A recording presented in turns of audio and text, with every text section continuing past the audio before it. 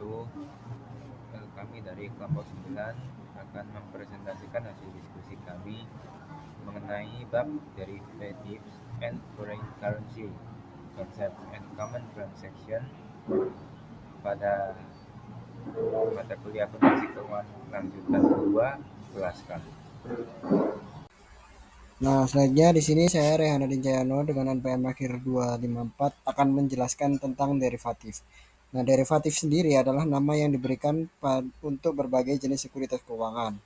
Dengan tujuan penggunaan yang pertama yakni kontrak derivatif dapat membatasi paparan bisnis terhadap fluktuasi harga atau suku bunga.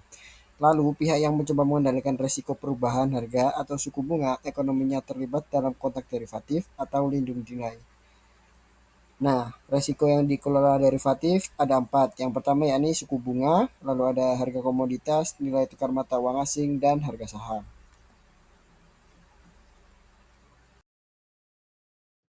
Sebenarnya itu mengenai transaksi hedging. Hedging adalah istilah yang digunakan untuk menggambarkan transaksi gabungan antara posisi yang sudah ada dan kontrak derivatif yang dirancang untuk mengelola risiko yang dihadapi oleh perusahaan dengan hanya memegang posisi yang sudah ada. Sebagian besar perusahaan menciptakan hedging dengan menggunakan salah satu dari beberapa jenis derivatif dasar, yang dimana derivatif dasar ini terdapat tiga jenis, yaitu kontrak forward, eh, future forward, dan opsi atau swap.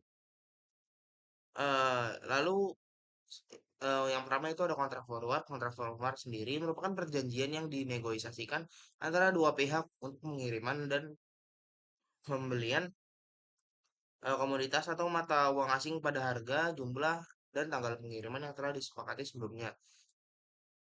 Lalu yang kedua itu ada kontrak berjangka panjang.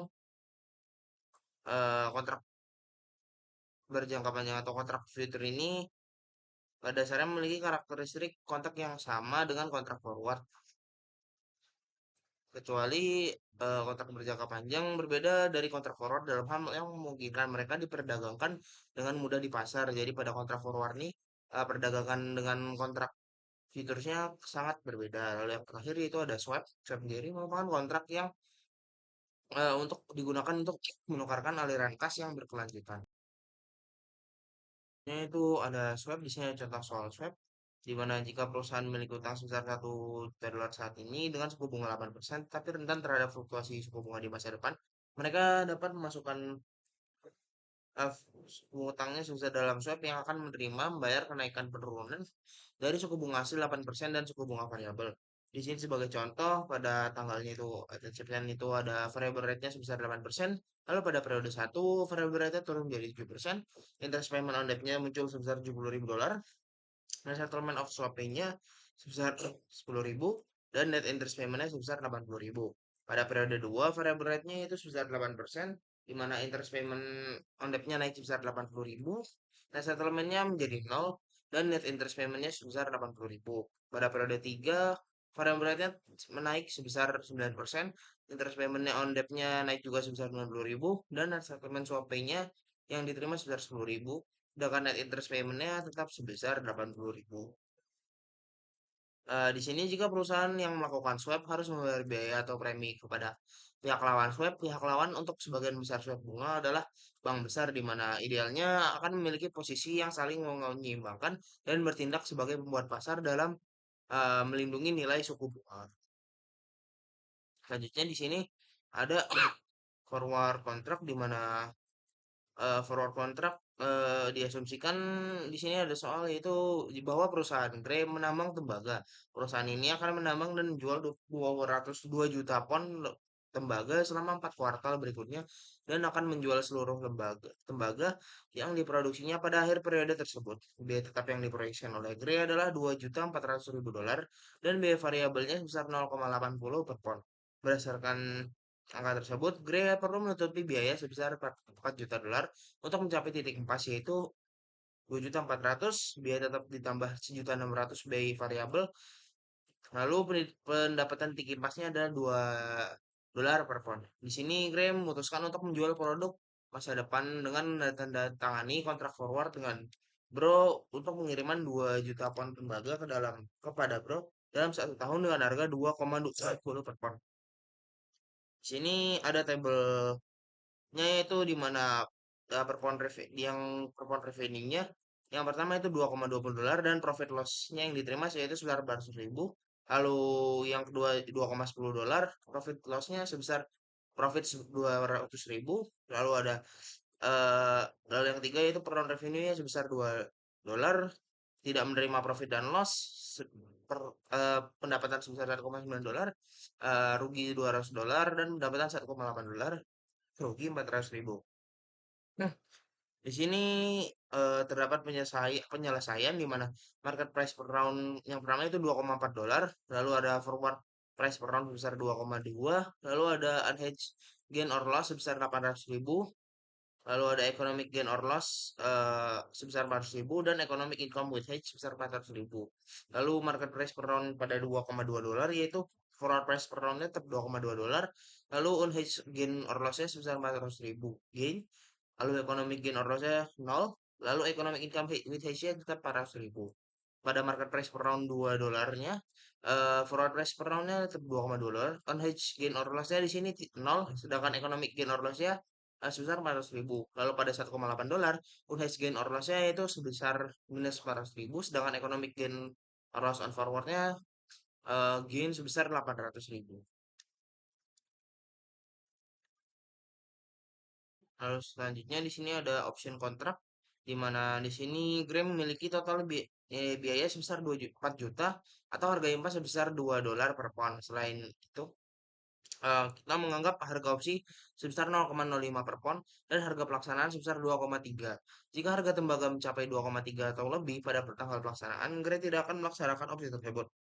Maka sebaliknya, Gray akan menjual tembaga di harga pasar dengan harga 2,4. Namun ini bukan transaksi tanpa biaya, berbeda dengan kontrak jangka panjang di mana biaya opsi bagi Gray adalah 0,05 per pound sehingga Gray hanya dapat memperoleh pendapatan bersih 2,35 per pound setelah biaya opsi diperhitungkan. Pendapatan Gray akan lebih rendah daripada jika ia melakukan lindung nilai. Di sini ada contoh tabelnya di mana market price per round-nya yang pertama itu 2,45, lalu option exercise price-nya sebesar 2,3, lalu option exercise-nya yaitu 0, dan dengan unhedged profit-nya sebesar 900.000, dan economic gain on option exercise-nya itu 0, lalu ada cost of option sebesar 100.000, dan net profit-nya sebesar 800.000.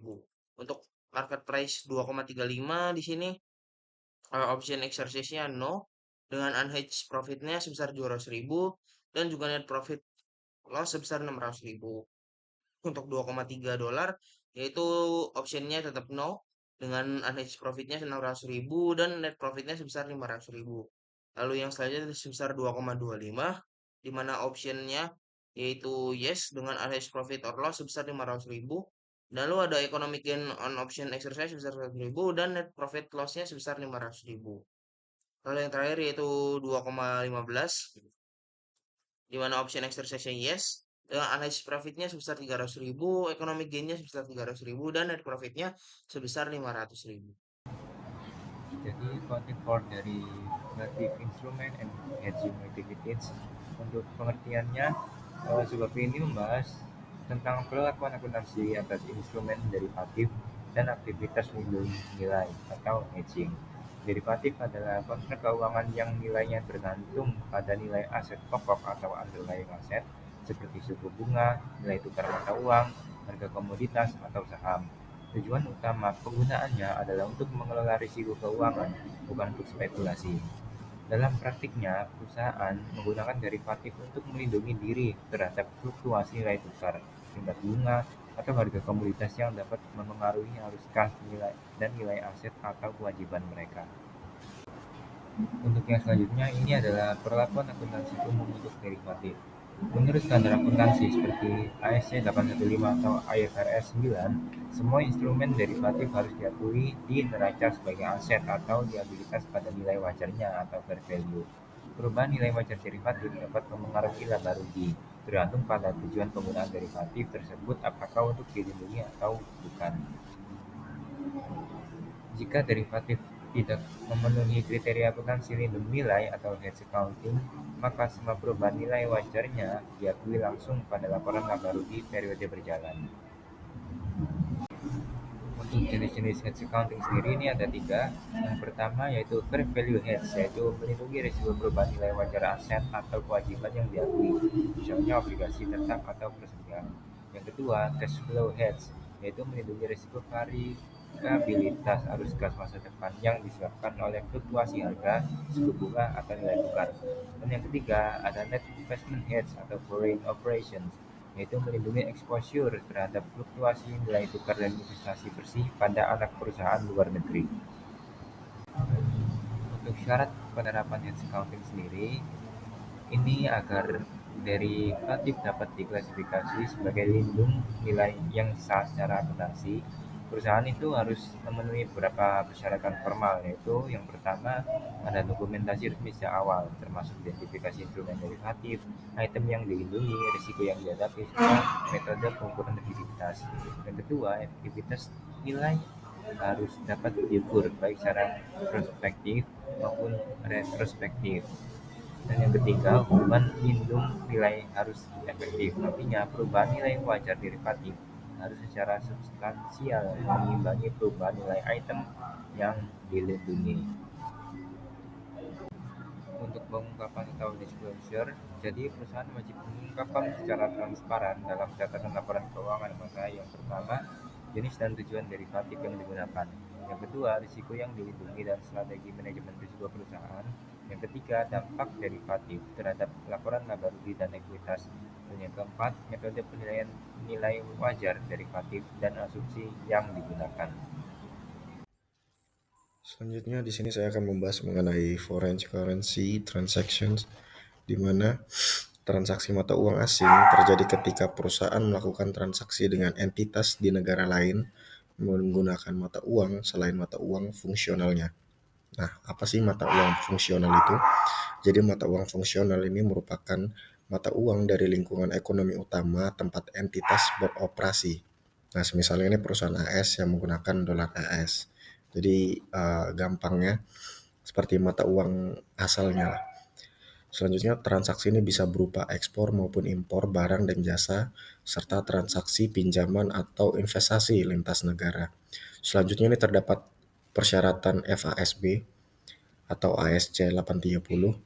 Nah, menurut GAAP, perlakuan akuntansi untuk transaksi mata uang asing adalah sebagai berikut. Yang pertama, pada saat transaksi diakui, nilai aset, kewajiban, pendapatan, dan beban itu harus diukur menggunakan kurs pada tanggal transaksi. Lalu pada akhir periode pelaporan, saldo yang masih dalam mata uang asing disesuaikan ke kurs saat ini untuk mencerminkan perubahan nilai tukar. Selanjutnya di sini ada untuk pencatatan awal dan saat pembayaran untuk transaksi mata uang asing atau foreign currency transactions, di mana pada transaksi pertama kali dicatat dengan kurs spot rate atau kurs yang berlaku saat transaksi. Nah, di sini contohnya ketika terjadi impor barang dari Kanada yang senilai $10.000 atau CAD, maka kurs spotnya itu sekitar $0,700 per CAD. Maka nilai yang dicatat adalah 7.000.